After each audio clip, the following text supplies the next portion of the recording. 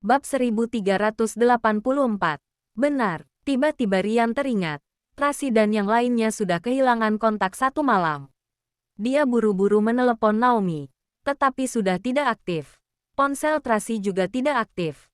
Rian semakin khawatir. Jika di saat ini terjadi sesuatu pada Tracy, maka akan sangat gawat. Apa yang terjadi pada Nona Tracy? Lily buru-buru bertanya. Kehilangan kontak. Rian mengerutkan dahinya. Menurutku, mungkin mendapat serangan. Aku sudah mengutus orang untuk mencarinya, tapi sampai sekarang masih belum ada kabar. Cepat cari tahu. Jangan sampai terjadi sesuatu, desak Lily. Tuan Daniel melindungi Nona Tracy dengan nyawanya. Jika terjadi sesuatu pada Nona Tracy, dia akan.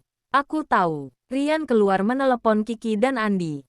Tanpa berlama-lama, mereka melaporkan keadaan dan berkata bahwa mereka baru sampai di kota tua, sedang mencari keberadaan Tracy.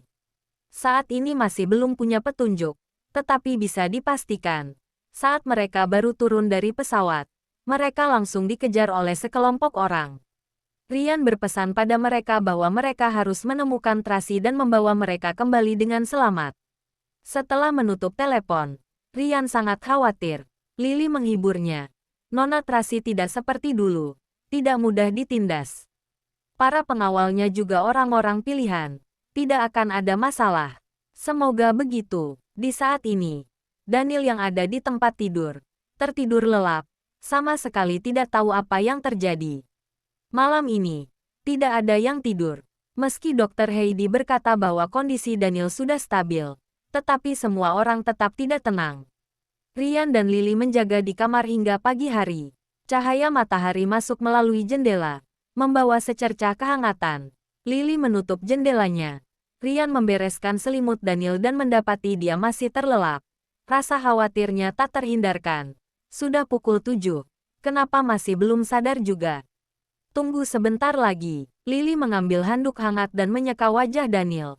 Tok-tok. Di saat ini, terdengar ketukan pintu dari luar. Lalu ada pelayan yang berkata, Nona Friska, sarapan sudah siap. Silakan turun dulu untuk sarapan. Aku ingin melihat Presdir Daniel. Tapi, ekspresi Rian dan Lily berubah. Lily buru-buru menyimpan alat medisnya. Lalu membuka pintu. Nona Friska, pagi. Pagi, maaf. Apakah mengganggu kalian? Kata Friska merasa bersalah. Tidak, kata Lily buru-buru. Tuan Daniel masih belum sadar. Apa aku boleh melihatnya? Friska terlihat sangat berharap. Sepanjang malam aku tidak bisa tidur. Sangat khawatir. Aku ingin melihatnya. Mendengar perkataannya, hati Lily pun luluh. Langka sekali. Seorang ahli waris yang terhormat memohon padanya seperti ini dengan suara lembut. Dia sungguh tidak tahu bagaimana menolaknya. Kalau begitu, masuklah, Lily. Rian awalnya ingin mencegahnya. Tetapi Lily sudah membukakan pintu kamar. Dia pun sungkan untuk bicara. Friska meminta para pengikutnya menunggu di luar dan masuk ke kamar seorang diri. Melihat Daniel yang ada di ranjang pasien, dia tidak dapat menahan perih pada hidungnya. Matanya pun memerah. Saat ingin berjalan maju, dia malah tercengang. Tiba-tiba, dia melihat foto yang ada di dinding atas ranjangnya. Itu adalah foto pernikahan Daniel dan Tracy. Kedua orang di foto itu saling bertatapan di tepi laut. Tatapan matanya penuh dengan cinta. Daniel memeluk Tracy dari belakang, sedikit menunduk memandang Tracy. Itu tatapan yang dalam dan hangat, yang tidak pernah Friska lihat sebelumnya. Oh, ini adalah foto yang diambil 2 tahun lalu saat mereka menikah. Rian menjelaskan dengan suara rendah. Tuan Daniel terus memasangnya di kamar dan tidak menurunkannya. Ekspresi Friska agak kaku, pandangannya agak kacau. Tetapi dengan segera, ia kembali tidak peduli, menunjukkan wajah senyumnya. Semuanya itu masa lalu, tidak penting.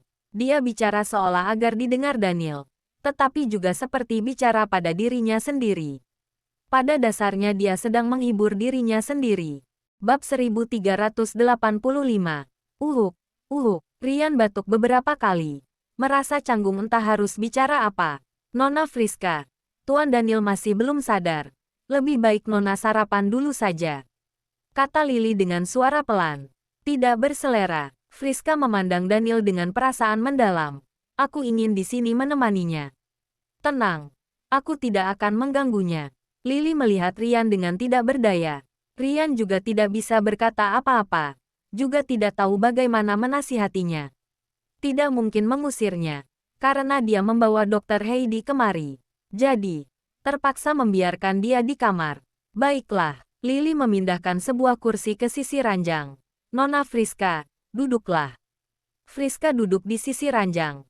Memandangi Daniel dengan tenang. Tatapannya penuh kesedihan. Lily menuangkan segelas air untuknya. Lalu lanjut menyekat tubuh Daniel dengan handuk hangat. Aku saja. Friska langsung mengambil handuk hangat di tangan Lily. Dengan perlahan menyeka. Dari pipi hingga leher Daniel. Kemudian lengan tangannya. Gerakannya sangat lembut seperti air. Lily dan Rian memperhatikannya. Sedikit merasa canggung. Di saat itu, seorang pengawal menghampiri Rian untuk melaporkan keadaan. Rian pun pergi. Maaf merepotkanmu. Handuknya sudah dingin. Gantilah handuk yang lain. Friska menyerahkan handuknya pada Lily. Baik, Lily membawa handuknya ke toilet. Di kamar hanya ada Friska dan Daniel. Friska mengurutkan alis Daniel yang sedikit mengernyit, seolah ingin meluruskan kerisauannya. Daniel seperti merespons. Alisnya bergerak, tangannya pun merespons. Predir Daniel. Friska luar biasa gembira. Dia segera menggenggam tangan Daniel. Jangan takut. Aku di sini. Daniel seperti sedang bermimpi buruk. Dengan erat menggenggam tangan Friska. Terbangun dari mimpi buruknya. Badannya bergetar. Keringat di dahinya bercucuran bak air hujan. Melihatnya, hati Friska sungguh sedih. Satu tangannya menggenggam tangan Daniel. Satunya memegang wajahnya. Dengan cemas, dia menghibur. Tidak apa-apa. Aku di sini. Mungkin penghiburannya berdampak. Daniel dengan cepat kembali tenang. Perlahan-lahan membuka matanya. Melihat Friska melalui pandangannya yang buram. Bibirnya yang kering sedikit bergerak ingin meneriakkan sesuatu. Kamu bilang apa? Friska mendekat mendengar dia bicara. Tracy, Tracy. Dengan suara serak. Perlahan. Seperti denging nyamuk. Daniel memanggil nama Tracy dengan perasaan yang mendalam. Dalam sekejap, Friska tercengang. Yang awalnya penuh antusias.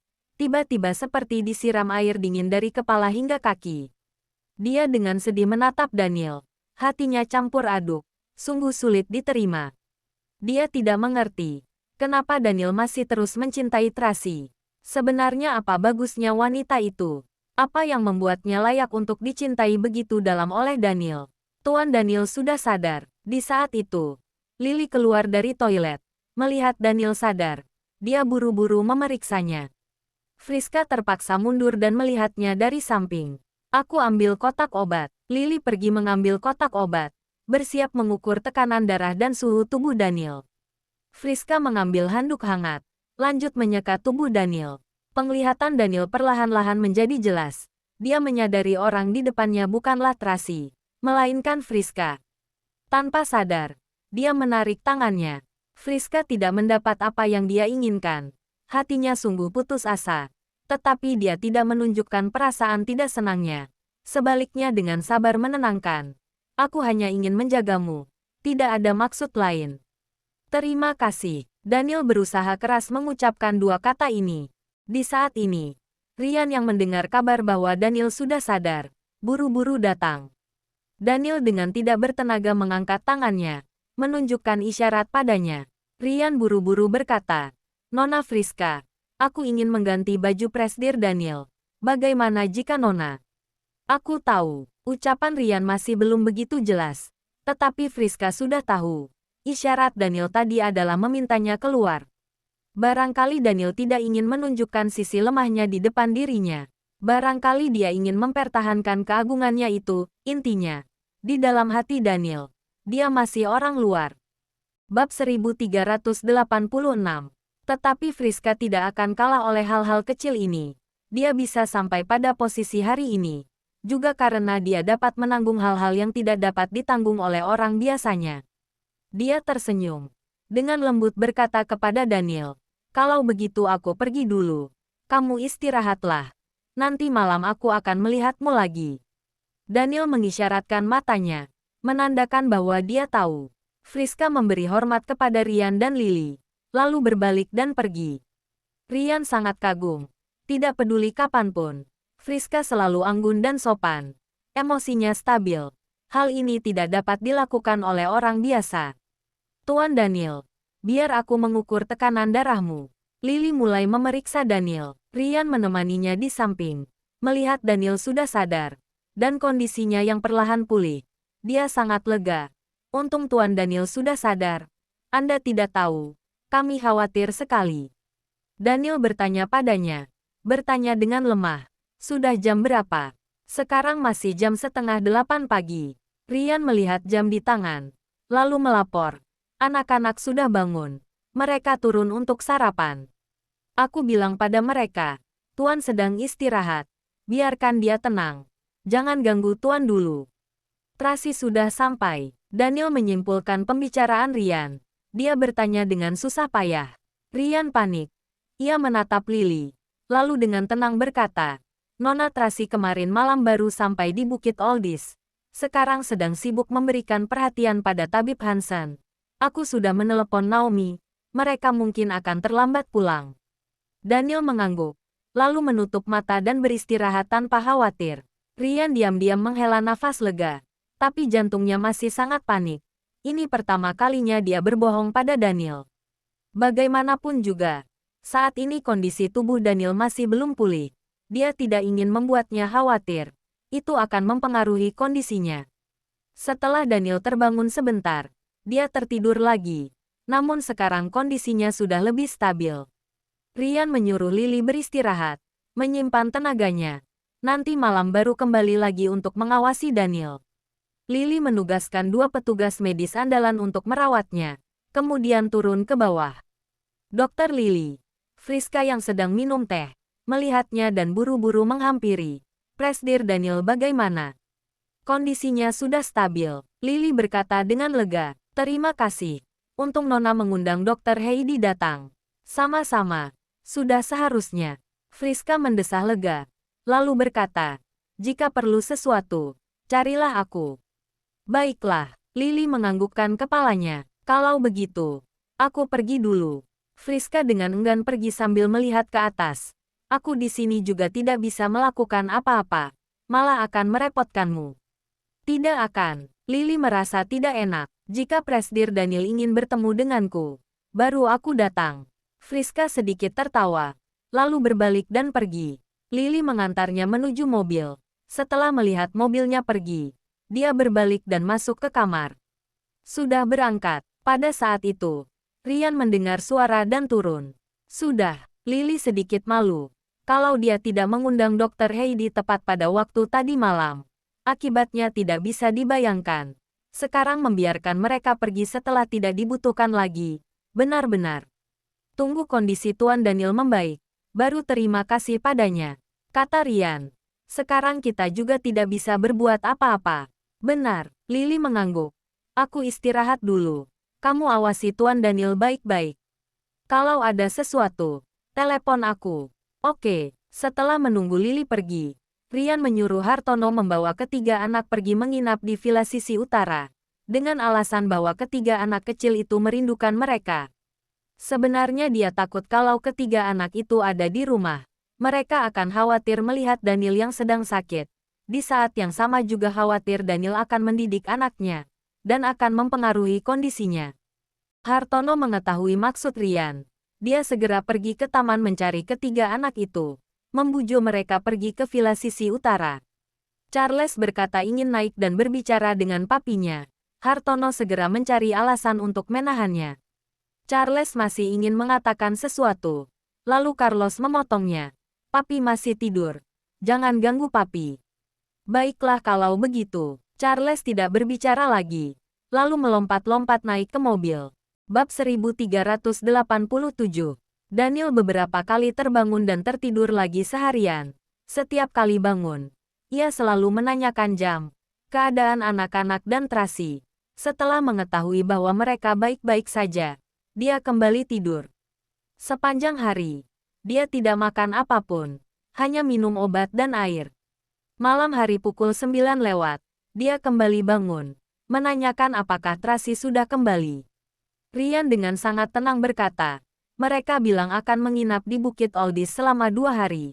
Nona Tracy mengkhawatirkan cedera Tuan Daniel. Jadi ia bertanya padaku. Aku bilang Anda tidak apa-apa. Cederanya sudah pulih. Jangan beritahu dia soal keadaanku. Daniel segera memerintahkannya. Baik, Ryan mengangguk-anggukkan kepala. Dia tahu. Perkataannya ini tidak dapat menipu Daniel. Tapi saat ini Daniel sedang sakit. Intuisinya tidak setajam biasanya. Jika seperti biasanya, dia juga tidak akan bisa membohonginya. Jangan terus-terusan menelepon mereka. Tracy akan curiga. Daniel menutup matanya dengan lelah dan memperingati. Kalau dia sudah kembali, jangan lupa memberitahuku. Baik, jangan khawatir. Tidurlah. Ryan merapikan selimutnya. Daniel tertidur lagi.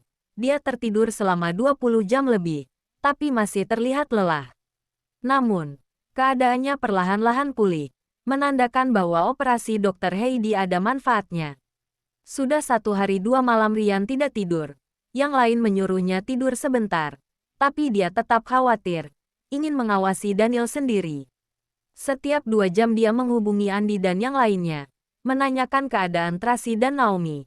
Tetapi tanggapan di sana masih sedang mencari. Sampai sekarang masih belum ada kabar apapun. Ryan kembali mengutus beberapa orang pergi mencari ke kota tua. Saat ini, tidak boleh ada yang terjadi pada mereka. Waktu berlalu sedikit demi sedikit. Keesokan paginya, Daniel terbangun dari mimpinya. Kondisinya sudah jauh lebih baik. Begitu membuka mata, dia berteriak kelaparan. Ribut berkata ingin makan mie sapi buatan Bibi Riana. Ryan sangat senang. Dia bergegas menyuruh anak buahnya pergi menyuruh Bibi Riana merebus mie. Beberapa hari ini, Bibi Riana juga tidak tidur dengan baik. Ia mengkhawatirkan keselamatan Daniel. Mengetahui bahwa dia ingin makan mie, ia bersemangat sampai mengeluarkan air mata, lalu bergegas pergi ke dapur merebus mie. Ryan membantu Daniel bangun. Daniel meregangkan badannya, lalu menghela napas panjang. Sepertinya aku sudah tidur lama. Rasanya tulangku ingin patah. Anda telah tidur selama 1 hari 2 malam. Ryan tertawa sambil berbicara. Tapi sekarang sudah tidak apa-apa.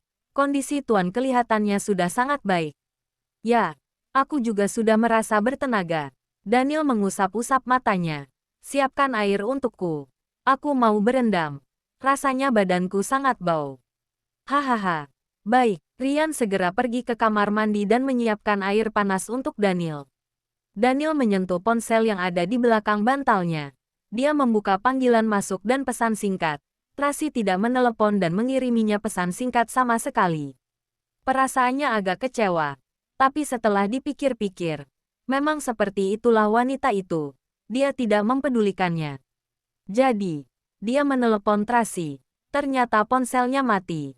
Dia berpikir, mungkinkah dia sedang dalam penerbangan pulang? Oleh sebab itu ponselnya mati. Tuan Daniel, airnya sudah siap. Ryan keluar dari kamar mandi, bersiap untuk membantu Daniel bangun dari tempat tidurnya. Apa Naomi meneleponmu? Daniel bertanya. Ya, barusan dia meneleponku. Sekarang mereka masih di bukit. Dari awal Ryan sudah menyiapkan diri untuk berbohong. Tapi setelah berbicara, dia menyadari ada yang salah dari ekspresi Daniel. Tuan Daniel, aku, sialan. Daniel menendangnya sampai jatuh ke lantai. Kamu berani membohongiku. Kondisi Daniel sudah pulih sekarang. Otaknya juga telah kembali normal. Ia tidak mudah ditipu. Tuan Daniel, aku, jelaskan padaku sejujurnya. Daniel menunjuknya dengan arogan. Seperti seekor singa yang sedang marah. Ryan seketika gemetar karenanya. Tidak berani berbohong lagi. Nona Tracy mereka tidak bisa dihubungi sejak malam 2 hari yang lalu. Bab 1388. Apa? Ekspresi Daniel berubah. Sebenarnya ada masalah apa? Ryan melaporkan kejadian spesifik kepadanya. Daniel marah mendengarnya. Mengambil asbak yang ada di sebelahnya dan melemparkan ke arahnya. Sialan, ada kejadian sebesar ini. Kamu malah berani menutupinya dariku. Ryan menundukkan kepala. Tidak berani menghembuskan napas sama sekali. Siapkan pesawat pribadi. Aku ingin pergi ke kota tua. Daniel bangkit dan mengganti pakaiannya. Tuan Daniel, tenangkan dirimu. Ryan buru-buru menahannya. Dr. Heidi bilang, Kondisimu saat ini harus banyak istirahat. Tidak boleh kemana-mana. Bahkan tidak boleh berolahraga. Kalau tidak, akan lemah. Enyahlah. Daniel benar-benar tidak mendengar perkataannya. Aku mohon padamu. Dengarkanlah aku. Rian khawatir. Ia menahan kakinya dan dengan cemas berkata, Tuan tidak tahu seberapa menakutkannya Tuan kemarin itu. Kalau Nona Friska tidak membawa Dr. Heidi kemari tepat waktu, sekarang Tuan pasti sudah. Rian tidak berani mengatakan kalimat itu. Ia berhenti. Lalu lanjut menasihati. Aku sudah mengutus 2 pasukan untuk mencari Nona Trasi. Kalau Tuan masih khawatir, aku akan menyuruh Hartono pergi ke sana sambil membawa anak buahnya lagi. Tapi Tuan benar-benar tidak boleh pergi. Kalau bukan demi dirimu, pikirkanlah anak-anak.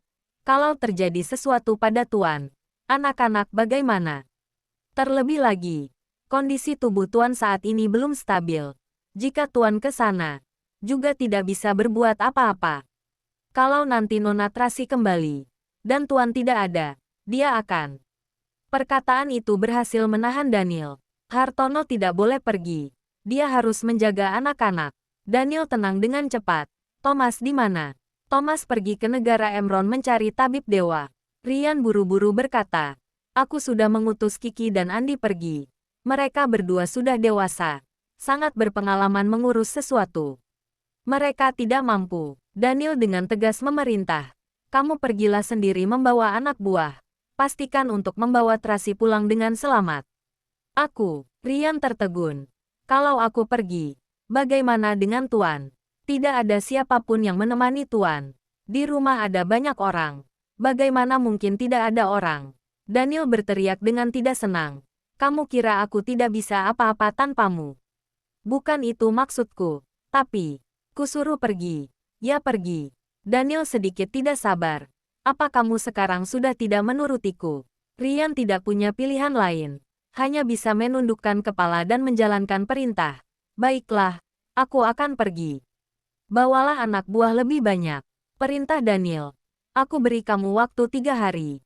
Harus membawa Trasi pulang dengan selamat. Kalau tidak, kamu tidak usah kembali lagi.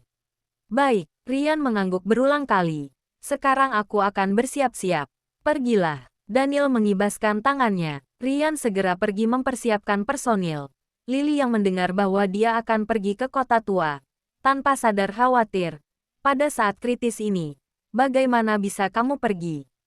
Kamu dan Thomas tidak ada. Siapa yang akan menjaga Tuan Daniel? Aku juga tahu, tapi aku tidak bisa melawannya. Rian menghela napas tak berdaya. Kamu tahu, temperamen Tuan Daniel. Siapapun juga tidak ada yang bisa menasihatinya. Ah, Lily khawatir. Kalau begitu bagaimana? Aku telepon Paman Sanjaya. Kamu siapkanlah pesawat pribadi. Rian memikirkan sebuah ide. Saat tidak ada aku, kamu harus mengawasi Tuan Daniel dengan baik. Jangan sampai terjadi masalah. Baik, Lily mengangguk berkali-kali. Cepat telepon. Saat ini, harus meminta Paman Sanjaya datang mengawasi Tuan Daniel. Iya, Rian bersembunyi di kamar menelepon Sanjaya. Memberitahukannya semua kejadian dari awal sampai akhir. Sanjaya sangat marah sampai terjatuh dari kursi rodanya. Untung di sampingnya ada orang yang menahannya. Paman Sanjaya, jangan tergesa-gesa dulu. Rian buru-buru menahannya. Untuk sementara Tuan Daniel tidak bisa kemana-mana. Harus tetap di rumah. Jadi, kalau aku tidak ada, masalahnya juga tidak besar. Aku hanya takut kalau temperamennya keluar. Dia akan impulsif. Jadi aku menelepon Paman. Tolong datang dan tenangkan Tuan. Kalau ada Paman, Tuan Daniel tidak akan keluar sembarangan. Jangan lupa like, komen, and subscribe ya. Terima kasih. Tunggu terus kelanjutannya.